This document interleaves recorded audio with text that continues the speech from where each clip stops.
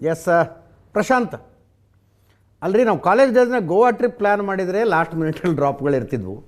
ಇಲ್ಲೂ ಒಂದಷ್ಟು ಜನ drop ಆಗಿದ್ದಾರಪ್ಪ.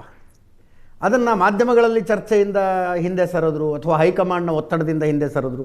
Is it a right angle? ಅದೇ ನನಗನ್ಸುತ್ತೆ ಇದು ಇಡೀ ಟ್ರಿಪ್ ಮೊದಲು ಪ್ಲ್ಯಾನ್ ಆಗಿದ್ದು ಪಶುಸಂಗೋಪನಾ ಇಲಾಖೆಯಿಂದ. ಹೌದು ಹೌದು, ನೋ ಡೌಟ್.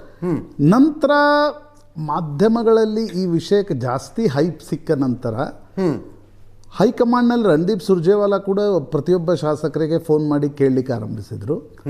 ಆ ಕಾರಣದಿಂದ ಅನೇಕರು ಡ್ರಾಪ್ ಆದರು. ಸರ್ಕಾರದ ಪ್ರಾಯೋಜಿತವಾಗಿರ್ತಕ್ಕಂಥ ಒಂದು ಏನು ಯಾತ್ರೆ ಇತ್ತು ಅದನ್ನು ಕೈಬಿಟ್ಟು ಪೊಲಿಟಿಕಲಿ ಇದನ್ನು ಒಂದು ರೀತಿ ಫಂಡೆಡ್ ರೀತಿಯಲ್ಲಿ ಮಾಡಲಾಗಿದೆ ಅನ್ನೋದು ಸ್ಪಷ್ಟ. ಇಲ್ಲರ 19-20 ಶಾಸಕರು ಒಟ್ಟಿಗೆ ಒಂದೇ ಕಡೆ ಯಾಕೆ ಟ್ರಿಪ್ಪಿಗೆ ಹೋಗ್ತಾರೆ ಅಲ್ವಾ? ತಮ್ಮ ಫ್ರೆಂಡ್ಸ್ ಜೊತೆ ಹೋಗ್ಬೋದು, ತಮ್ಮ ಫ್ಯಾಮಿಲಿಗಳ ಜೊತೆ ಹೋಗ್ಬೋದು. ಆ ರೀತಿ ಹೋಗೋದಾದರೆ ಯಾರ್ದು ಏನೂ ಅಬ್ಜೆಕ್ಷನ್ಸ್ ಇಲ್ಲ.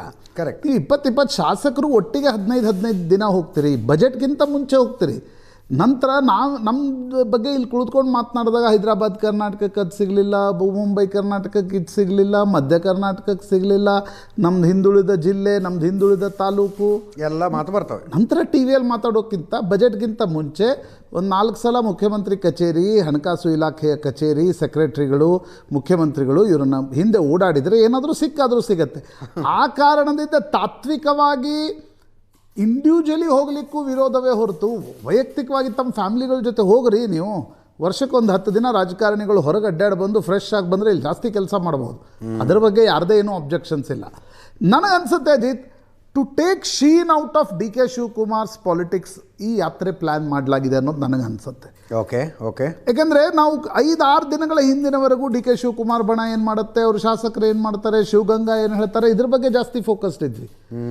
ಏಕಾಏಕಿ ನೋಡಿ ಕಳೆದ 5-6 ದಿನದಿಂದ ಫಾರಿನ್ ಟ್ರಿಪ್ ಇದೆ ಚರ್ಚೆ. ಫಾರಿನ್ ಟ್ರಿಪ್ಪು, ಸಿದ್ದರಾಮಯ್ಯನವರು ಬಣದವರು ಹೋಗ್ತಿದ್ದಾರೆ ಅನ್ನುವ ಚರ್ಚೆ ನಡೆದಿದೆ. ಸಂಖ್ಯೆ doesn't matter here. Correct correct. ಯಾರು ಪ್ಲ್ಯಾನ್ ಮಾಡಿದ್ದಾರೆ ಅವರು ಟೈಮಿಂಗ್ ಭಾಳ ಕರೆಕ್ಟಾಗಿ ಪ್ಲ್ಯಾನ್ ಮಾಡಿದ್ದಾರೆ. ನನಗನ್ಸುತ್ತೆ ಅಜಿತ್, ಇತ್ತೀಚಿನ ದಿನಗಳಲ್ಲಿ politics, what feeds in media is important for politics. ನೀವು ಅಂದರೆ ಭಾಳ ಕೇರ್ಫುಲ್ಲಾಗಿ ಅಬ್ಸರ್ವ್ ಮಾಡಿ. ಹೌದು ಹೌದು. ಡಿ ಕೆ ಶಿವಕುಮಾರ್ ಅವರ ಈಶಾ ಫೌಂಡೇಶನ್ ಯಾತ್ರೆ ಪ್ರಯಾಗ್ರಾಜ್ನಿಂದ ಹಿಡಿದು ಇವರ ಫಾರಿನ್ ಟ್ರಿಪ್ವರೆಗೆ ನೀವು ಕೇರ್ಫುಲ್ಲಾಗಿ ಅದನ್ನು ಅಧ್ಯಯನ ಮಾಡಿದರೆ ವಾಟ್ ಫೀಡ್ಸ್ ಇನ್ ಮೀಡಿಯಾ. ನಾನು ಹಿಂದೆ ಕೂಡ ಮೊನ್ನೆ ರಾಜ್ಯಪಾಲರ ಭಾಷಣದ ಸಂದರ್ಭದಲ್ಲೂ ಕೂಡ ಹೇಳಿದ್ದೆ, ಇದೆಲ್ಲವೂ ಕೂಡ ಮಾಡ್ತಾ ಇರೋದು ಫೋಕಸ್ ಔಟ್ ಮಾಡೋಕ್ಕೆ ಅಂತ. ಕೇಂದ್ರ ಮತ್ತು ರಾಜ್ಯದ ತಿಕ್ಕಾಟ, ರಾಜ್ಯಪಾಲರ ಭಾಷಣದಲ್ಲಿ ಹಂಗಾಯಿತು ಹಿಂಗೆ, ಇದೆಲ್ಲ ಮಾಡಿದ್ಯಾಕೆ? ಕಾಂಗ್ರೆಸ್ನ ಆಂತರಿಕ ರಾಜಕಾರಣದಿಂದ ಫೋಕಸ್ ಶಿಫ್ಟ್ ಮಾಡಬೇಕು ಅನ್ನುವ ಕಾರಣಕ್ಕೋಸ್ಕರ. ಡಿ ಕೆ ಶಿವಕುಮಾರ್ ಈ ವಿಷಯವನ್ನೇ ಎತ್ತಬಾರ್ದು ಅನ್ನೋ ಕಾರಣಕ್ಕೋಸ್ಕರ ತಾನೇ ಅಧಿವೇಶನ ಕರೆಯಲಾಗಿತ್ತು. ಹೌದು. ಈಗಲೂ ಕೂಡ ಫಾರಿನ್ ಟ್ರಿಪ್ ಹೋಗ್ತಾ ಇರೋದು. ಮಾಧ್ಯಮಗಳು ದಿನ ಬೆಳಿಗ್ಗೆ ಎದ್ರೆ ಈಗ ಶಿವಗಂಗಾ ಒಂದು ಹೇಳಿಕೆ ಕೊಡ್ತಾರೆ, ಮಂಡ್ಯದ ಶಾಸಕರು ಒಂದು ಹೇಳಿಕೆ ಕೊಡ್ತಾರೆ, ಇನ್ನೊಬ್ಬರು ಯಾರೋ ಒಂದು ಹೇಳಿಕೆ ಕೊಡ್ತಾರೆ. ಆ ಹೇಳಿಕೆಗಳಿಗಿಂತ ನೀವು ನೋಡಿ ಫಾರಿನ್ ಟ್ರಿಪ್ ಹತ್ರ ಫೋಕಸ್ ಹೋಯಿತು. ಹೌದು. ತಕ್ಕ ಮಟ್ಟಿಗೆ ಅಥವಾ ಬಜೆಟ್ನವರೆಗೆ ಈ ಶಾಸಕರು ವಾಪಸ್ ಬರುವವರೆಗೆ ಯಾವುದೇ ಚರ್ಚೆ ಬೇರೆ ಒಳ ರಾಜಕಾರಣ, ಬಣ ರಾಜಕಾರಣದ ಕುರಿತಂತೆ ನಡೆಯಲ್ಲ. ಆ ದೃಷ್ಟಿಯಿಂದ ಕೂಡ ಅದರಲ್ಲಿ ಫಸ್ಟ್ ಟ್ವಿನ್ ಆಬ್ಜೆಕ್ಟಿವ್ ಅನಿಸುತ್ತೆ. ಫಸ್ಟ್ ಆಬ್ಜೆಕ್ಟಿವ್ ಈಸ್ ನಮ್ಮ ಶಾಸಕರು ಯಾರ್ಯಾರು ಗಟ್ಟಿ ಇದ್ದಾರೆ ಅವರನ್ನು ಇನ್ನಷ್ಟು ಗಟ್ಟಿ ಮಾಡ್ಕೊಳ್ಳೋದು, ಒಂದು ವೇಳೆ ಶೋ ಆಫ್ ಸ್ಟ್ರೆಂತ್ನ ಪ್ರಶ್ನೆ ಬಂದರೆ. ಎರಡನೇದು, ಮೀಡಿಯಾಗೇನು ಫೋಕಸ್ ಡಿ ಕೆ ಶಿವಕುಮಾರ್ ಬಣದ್ದಿದೆ ಆ ಫೋಕಸ್ಸನ್ನು ಪೂರ್ತಿಯಾಗಿ ಈ ಫಾರಿನ್ ಟ್ರಿಪ್ ತೆಗೆದುಕೊಂಡು ಬಿಡ್ತು ಅಂತ ನನಗನ್ಸುತ್ತೆ. Correct correct. ಅಲ್ಲಿ ಏನು ಚರ್ಚೆ ಆಯಿತು, ಏನು ಚರ್ಚೆ ಆಗಲಿಲ್ಲ, ಡಸಂಟ್ ಮ್ಯಾಟರ್ ಅಂತಾನೆ ನೀವು ಹೇಳೋದು? ಅದೇ ಈಗ ಅಲ್ಲಿ ಹೋದ್ಮೇಲೆ ಅವ್ರು ಏನು ಮಾಡ್ತಾರೆ ಅಂತ ನಿಮ್ಗೇನು ಗೊತ್ತಾಗಬೇಕು? ಕರೆಕ್ಟ್. ಹೌದು. ಸೋಷಿಯಲ್ ಮೀಡಿಯಾದಲ್ಲಿ ಒಂದು ಪೋಸ್ಟ್ ಹಾಕೋತಾರೆ.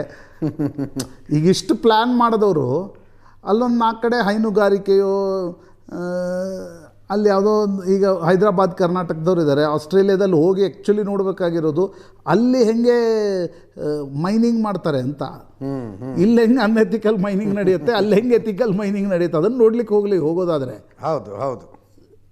ಅಜಿತ್, ನನಗನ್ಸುತ್ತೆ ಇದು ಒಂದು ಫೋಕಸ್ ಔಟ್ ಮಾಡೋಕ್ಕೆ. ಇನ್ನೊಂದು, ಯಾರ್ಯಾರು ಶಾಸಕರು ಅವ್ರ ಜೊತೆ ಗಟ್ಟಿಯಾಗಿದ್ದಾರೆ ಅವರನ್ನು ಇನ್ನಷ್ಟು ಗಟ್ಟಿ ಮಾಡ್ಕೊಳ್ಳೋಕ್ಕೆ. ಈ ಪ್ರಯತ್ನವನ್ನು ಸತೀಶ್ ಜಾರಕಿಹೊಳಿ ದುಬೈ ಟ್ರಿಪ್ನಲ್ಲಿ ಮಾಡಿದರು, ಆದರೆ ಅದು ಸಾಧ್ಯ ಆಗಿರಲಿಲ್ಲ. ಈಗ ಅದು ಸಾಧ್ಯ ಆಗ್ತಾಯಿದೆ. ಪ್ರಶ್ನೆ ಬರೋದೆಲ್ಲ ಹೇಳಿ, ಎಲ್ಲರೂ ಸಿದ್ದರಾಮಯ್ಯನವರು ಬಣದವರೇ ಯಾಕೆ ಒಟ್ಟಿಗೆ ಹೋಗ್ತಿದ್ದಾರೆ? ಅಲ್ಲ, ಎಲ್ಲರೂ ಸಿದ್ದರಾಮಯ್ಯನವ್ರ ಬಣನೇನು? ಹಂಗಿದ್ರೆ ನಾವು ನಾಗರಾಜ್ ಯಾದವ್ ಅವ್ರ ಜೊತೆಗೆ ಅನೇಕ ಸಲ ಡಿಬೇಟ್ ಮುಗಿದ ನಂತರ ಕಾಲು ಎಳಿತೀವಿ. ಅವರು ತಟಸ್ಥರು ಅಂತ ತೋರಿಸಿಕೊಳ್ಳೋದಕ್ಕೆ, ಆನ್ ಕ್ಯಾಮ್ರಲ್ಲಿ ಆಫ್ ದ ಕ್ಯಾಮ್ರಾ ತಟಸ್ಥರು ಅಂತ ತೋರಿಸಿಕೊಳ್ಳೋದಕ್ಕೆ ಶತಪ್ರಯತ್ನ ಮಾಡ್ತಾರೆ. ನೀವು ಸ್ವಲ್ಪ ಬೆಳಗಾವಿ ರಿಪೋರ್ಟರ್ನ ಮಾತಾಡಿಸಿ. ಯಾಕೆ ಹೆಂಗೆ ಅಂತ ಗೊತ್ತು, ಯಾರು ಎಲ್ಲಿ ಯಾರ ಜೊತೆ ಇದ್ದಾರೆ ಅನ್ನೋದು ಭಾಳ ಸ್ಪಷ್ಟವಾಗಿ ಅರ್ಥ ಆಗುತ್ತೆ.